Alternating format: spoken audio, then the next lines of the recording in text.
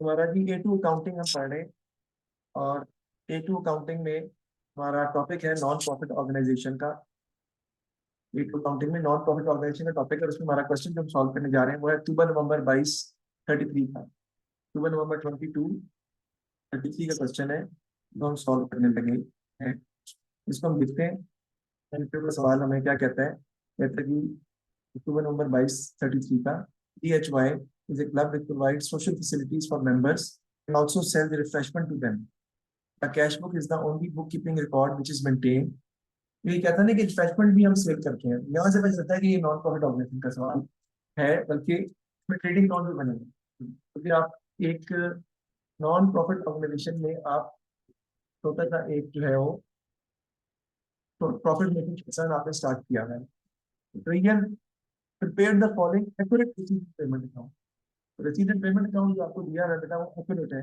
इसमें balance brought down है, 420 का सब्सक्रिप्शन है, सेल ऑफ रिफ्रेशमेंट है, बैलेंस कैरी डाउन आपको जो है वो दिया हुआ है, सप्लायर ऑफ रिफ्रेशमेंट है, पेमेंट टू सप्लायर है, रेंट है, परचेज ऑफ फिक्सचर और अदर ऑपरेटिंग एक्सपेंसेस है। बैलेंस कैरी डाउन जो है वो दिया हुआ है, बैंक का ओवरड्राफ्ट है आपका। The treasurer then prepared the following calculations at the and the financial statements. These contained errors and omissions, although the component amounts used were correct. तो अमाउंट यूज की है वो करेक्ट है, लेकिन कैलकुलेशन सारी की सारी गलत है। ये सब्सक्रिप्शन की कैलकुलेशन दी थी, आप सब्सक्रिप्शन अकाउंट बना के इसे करेक्ट करेंगे, सही अमाउंट निकालेंगे। और कहते हैं उसने एक अकाउंट था 150 का जो कि बैड डेट्स हो गए हैं at the start of the year, had been written off, वो भी बैड डेट्स अभी तक हमने नहीं किए, तो उसे बैड डेट्स में रिकॉर्ड करना पड़ेगा। फिर benefit from selling refreshment, payment to supplier amount होएंगे, PLC है, सॉरी ट्रेडिंग अकाउंट बनाया हुआ है जो कि प्रॉपर फॉर्मेट में भी नहीं है, आप इसको भी करेक्ट करके रिकॉर्ड करेंगे। और increase in inventory decrease in inventory देखिए उसका डिफरेंस भी उसने बताया हुआ है। आपने तो डिक्रीज इंक्रीज नहीं करना ना, आपको अपने तरीके से सॉल्व करेंगे इसको। फिर कहता है depreciation charge for the year है, ये आप देखिए एटलस सर के बनाया हुआ है, आप नेट वैल्यू मेथड इस्तेमाल करेंगे प्रॉपर, उससे डेप्रिसिएशन निकालेंगे। इनकम एंड एक्सपेंडिचर अकाउंट दिया हुआ है, अगर आप देखें तो benefit from sale of refreshment है, increase in inventory 90, increase in inventory बेटा इधर तो नहीं आती ना। तो फिर रेंट अपने एक्सपेंस है, अदर ऑपरेटिंग एक्सपेंसेस है, डेप्रिसिएशन है, और डेफिसिट निकाला हुआ है। बैलेंस शीट में नॉन करंट एसेट में फिक्सचर एट वैल्यूएशन दी हुई है, करंट एसेट है inventory, subscription in advance current liability होती है, उसने करंट एसेट में लिखी हुई है। बैंक 50 लिखा हुआ है डेबिट से, ये ओवरड्राफ्ट है, 50 ओवरड्राफ्ट। फिर एक्यूमुलेटेड फंड दिया हुआ है, डेफिसिट 2085 का माइनस किया हुआ है, करंट लायबिलिटीज में गोइंग टू सप्लाई तो ठीक है। Subscription in arrears current asset होता है, ऊपर है। एडवांस जो है वो करंट लायबिलिटी होती है एसेट, और एरियर जो है वो करंट एसेट होती है। कहते हैं correct income and expenditure account आपने बनाना है, ठीक है जी। सबसे पहले उसके लिए आपको करेक्ट इनकम एक्सपेंडिचर को बनाने के लिए आपको करेक्ट ट्रेडिंग अकाउंट बनाना पड़ेगा ना। बाहर ट्रेडिंग अकाउंट हम बनाते हैं पहले करेक्ट करके, वो मैं बनाने जा रहा हूँ आपको रिफ्रेशमेंट ट्रेडिंग अकाउंट। देखो कैसे इसको डेवलप,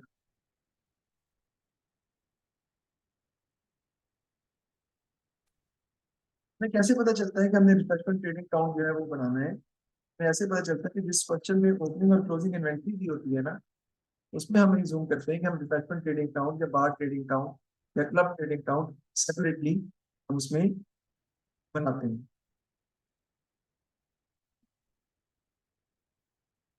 सेल्स ऑफ रिफ्रेशमेंट सबसे पहले आपका आ जाएगा। तो सेल्स ऑफ रिफ्रेशमेंट में कितनी दी हुई है, ये है सेल्स 1180। सर ये अमाउंट ठीक है जी, ये अमाउंट ठीक है क्योंकि ये रिसीव अकाउंट में भी दी हुई है, and that is the correct figure 1180 की। अब तो हम यहाँ पे रिकॉर्ड कर लेंगे, इसमें से हम लेस कर देंगे कॉस्ट ऑफ रिफ्रेशमेंट।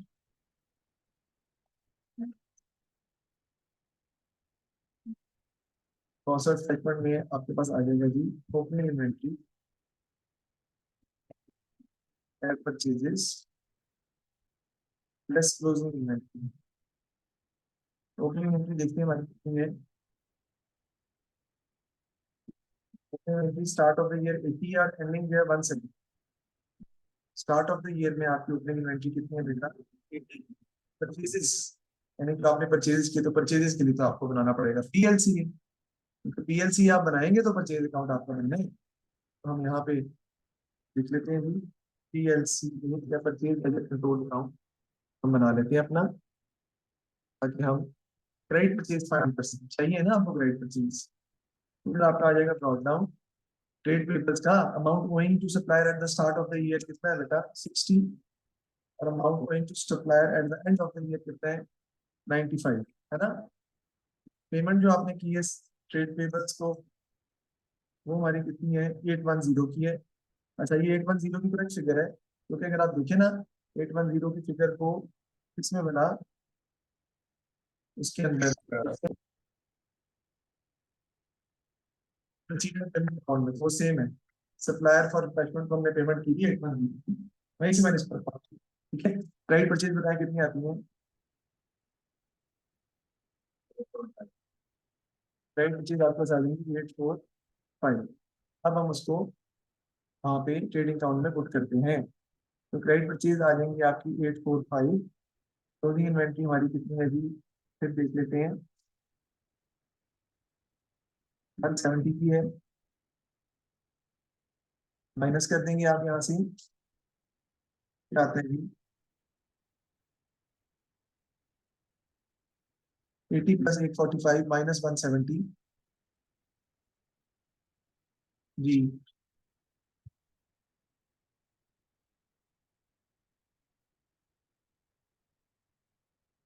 क्या आता है बताओ भाई, कैलकुलेट करके बता दो। 80 प्लस 845 प्लस 1 माइनस 170 425। नहीं यार इतना नहीं आता, गलत है।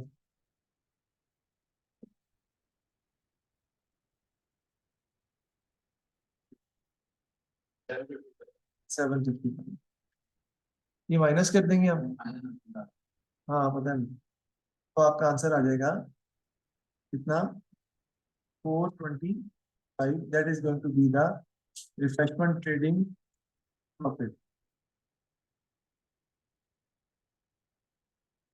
अब हमने क्या बनाना है जी, इनकम एंड एक्सपेंडिचर अकाउंट। अब हम इनकम एंड एक्सपेंडिचर अकाउंट जो है वो डेवलप करेंगे, कि वो हमने किस तरीके से जो है वो बनाना है। आता हूँ यहाँ पे,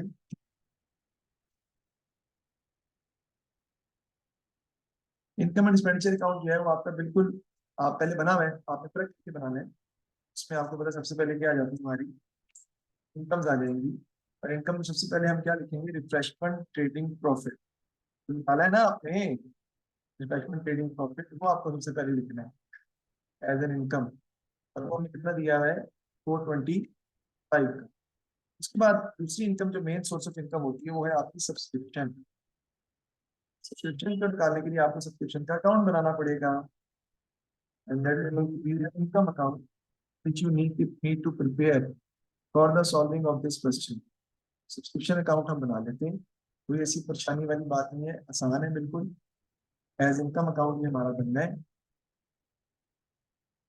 इसके अंदर सबसे पहले यहाँ पे आपका आ जाता है जी इन एडवांस ब्रॉट डाउन, इधर आपका आ जाएगा जी इन एडवांस कैरिड डाउन, इधर आपका आ जाता है जी एक्रूड ब्रॉट डाउन, एंड वो आमदनी जो आपको अभी तक नहीं मिली, इधर आपका आ जाएगा एक्रूड क्रेडिट डाउन, वो सब्सक्रिप्शन जो आपको अभी तक साल के एंड में नहीं मिली। और प्रीपेड का मतलब इन एडवांस होता है। और यहाँ पे आपके पास क्या आ जाती है जी कैश फिगर, जितना या बैंक फिगर जितने आपको पैसे मिले हैं इससे, सब्सक्रिप्शन के पॉइंट ऑफ व्यू से जो आपको पैसे रिसीव हुए हैं वो हम यहाँ रिकॉर्ड कर लेते हैं। देखते हैं सवाल में जाके वापस, ये देखें area at the start of the year कितने बेटा 300, और इन और area in advance at the start, sorry area at the end of the year कितने हैं 200। 300 और 200, एरियर्स एट द स्टार्ट 200, और एरियर्स एट द एंड जो है वो आप क्या लेंगे जी 300। उसके बाद in advance brought down, advance at the start जो है वो 400 है, और एडवांस एट द एंड जो है वो 250 है।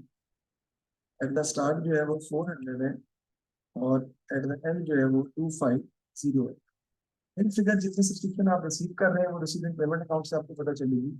टोटल जो आप रिसीव कर रहे हैं सब्सक्रिप्शन वो है 9200 की, वो हमारी इस साइड पे आ जाएगी बैंक फिगर के नाम से 9200। उसके अलावा बैड डेट्स हो रहे हैं, तो बैड डेट्स टू सब्सक्रिप्शन, तो ओपनिंग जो थी ना आपकी उसमें से एरियर्स 300, उसमें से वो कहता है कि 150 जो है वो बैड डेट्स होगी। यहाँ पे लिखा हुआ, ये लिखा हुआ 300 में से 150 जो है eight the end of the year, sorry 200 में से वो पिछले साल के, सॉरी वो बैलेंस हो गए इतने के 150 के। इतना आपकी आ जाएगी income and expenditure account figure, जो कि आपको लिखनी है इसके टोटल को, डिफरेंस को निकाल के बताएंगे कितनी आती है। राइट साइड का टोटल करने क्या आता है, 100,050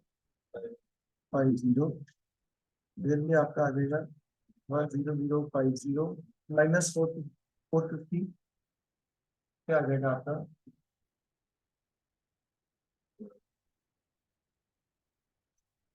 0,050 माइनस 450, 9400, ठीक है। This is going to be the subscription income जो कि आप रिकॉर्ड करोगे इनकम। लेकिन अब मैं अकाउंट मैंने बना लिया, यहाँ पे आपका आ जाएगा 9400, ठीक हो गया।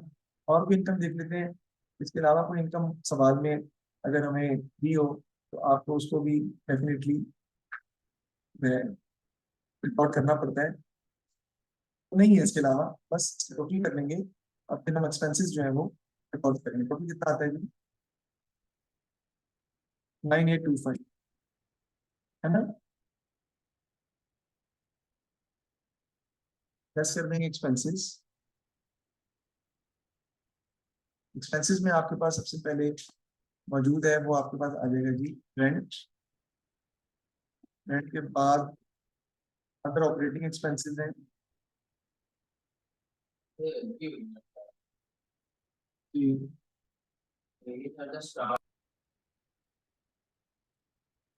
अच्छा जी, एक्सपेंसेस हम माइनस करेंगे, लेकिन सब्सक्रिप्शन की अमाउंट में थोड़ा सा हमें चेंज करना पड़ेगा। और ये कि हमारे जो एरियाज एट द स्टार्ट थे ना वो 300 थे, और एरियाज एट द एंड जो थे वो 200 थे।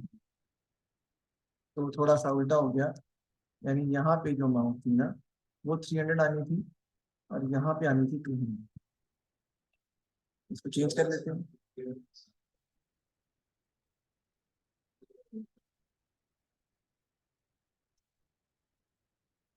बाकी 9400 सही है इनकम एक्सपेंडिचर। कैलकुलेशन सीख की हमने, बस अमाउंट आगे पीछे होगी। अच्छा, रेंट हमारा कोई चेंज नहीं हो रहा, सेम टू सेम आएगा बेटा, 6000 का, कोई डिफरेंस नहीं है। सर कहाँ लिखा है रेंट, मैं दिखाता हूँ आपको। एक तो उसने इनकम स्टेटमेंट में रेंट 6000 लिखा है, दूसरा उसने पीछे रिसीट एंड पेमेंट अकाउंट में भी रेंट 6000 है। ओके, अदर ऑपरेटिंग एक्सपेंस 1440 है, वो भी उसने 1440 ही ली है, उसमें भी कोई चेंज नहीं। ओके, हम लिख देते हैं अदर ऑपरेटिंग एक्सपेंसेस 1440।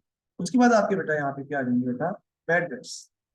सब्सक्रिप्शन वाले जो बैड डेट्स है ना वो भी तो आने हैं, और वो कितने के आपके 150 के हैं, वो भी आपको रिकॉर्ड करने पड़ेंगे।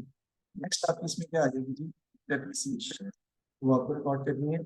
डेप्रिसिएशन फाइंड करने के लिए आपको अकाउंट बनाना पड़ेगा, क्योंकि डेप्रिसिएशन जो क्वेश्चन में नजर आ रही है ना वो ठीक नहीं है, वो आपकी गलत है। तो हम लिखते हैं कि आपके पास नॉन करेंट एसेट्स ये लिखे हुए हैं बेटा, तो हम एसेट अकाउंट आपको बनाना पड़ेगा। यहाँ पे मैं बना देता हूँ एसेट अकाउंट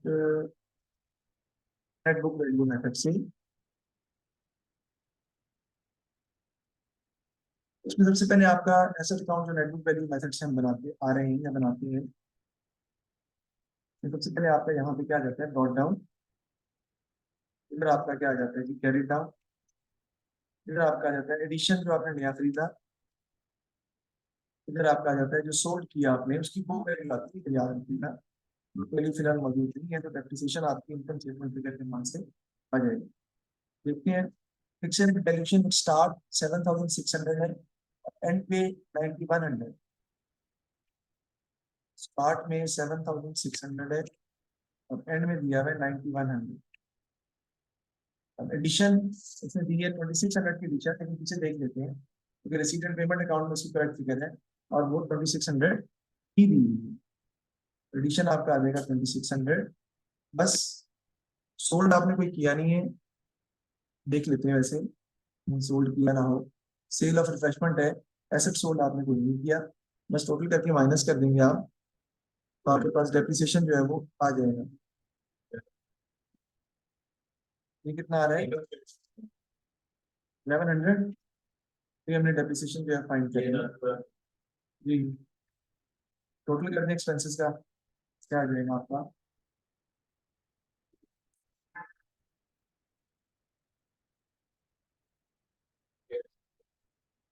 869 ये माइनस कर देंगे तो आपका सरप्लस आ जाएगा 1135 का हमारा सरप्लस आ जाएगा। तो हमने corrected income statement, corrected income expenditure account बनाया है। जबकि पहले अगर आप देखिए ना तो आपका डेफिसिट निकल रहा है बेटा, लेकिन अब हमारा सरप्लस आ रहा है, पॉजिटिव हो गया। अब हमने क्या बनानी है जी? Balance sheet, corrected balance sheet बनानी है, तो वो हमने बनाने जा रहा हूँ आपके सामने। मतलब बैलेंस शीट बनी भी वैसे सवाल में बनी भी है, लेकिन वो ठीक नहीं है। Corrected statement of financial position.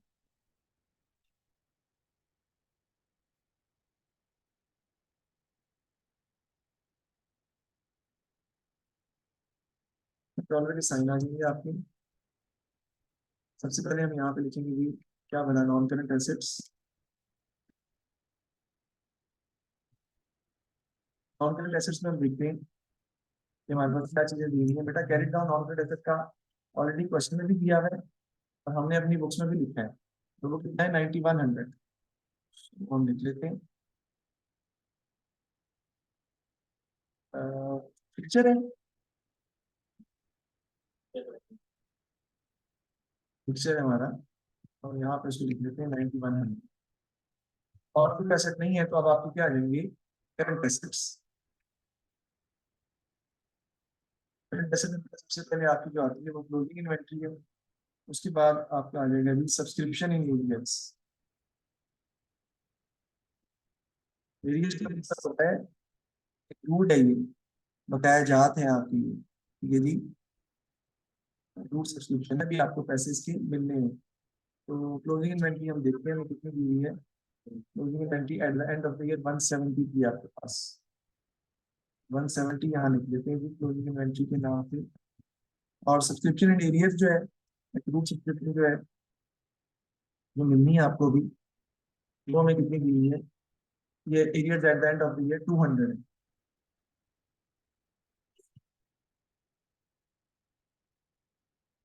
यार यार arrears eight the end of the year 200 है। स्टार्ट ऑफ द ईयर जो है वो 300 है। एंड ऑफ द ईयर 200 है और स्टार्ट ऑफ द ईयर 300 है। मैं दोबारा भी लिख दिया शायद, अभी भी गलत है ना?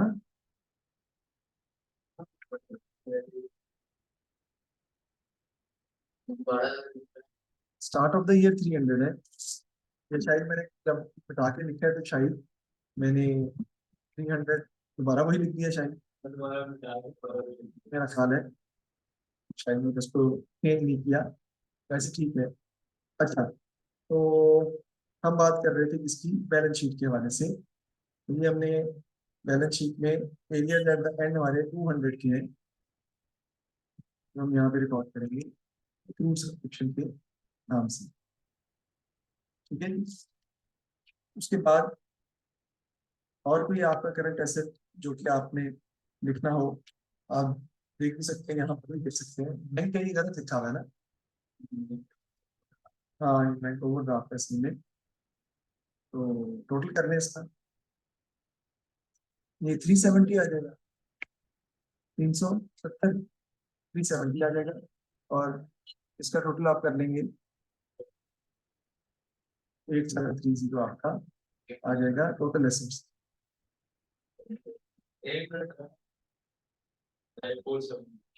947।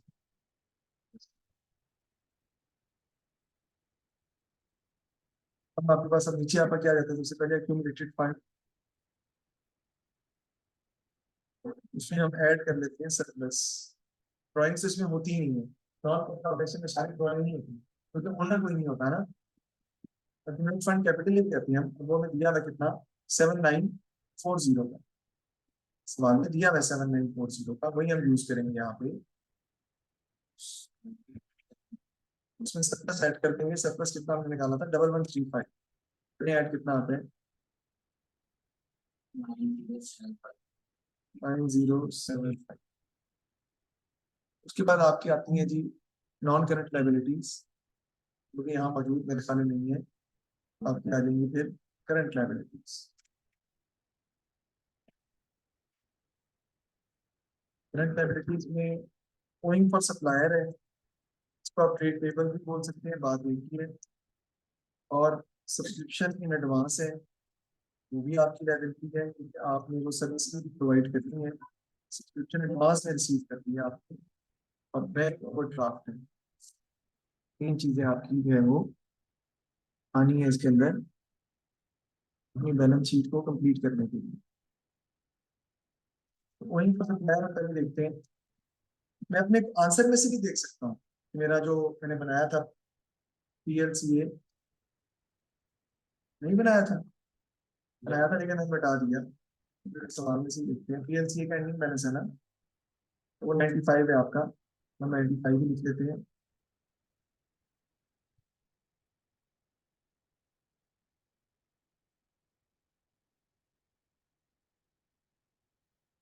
और सब्सक्रिप्शन एडवांस जो है वो आपकी कितने की है, तो हम देख लेते हैं यहाँ से 250 की है, दैट इज लायबिलिटी।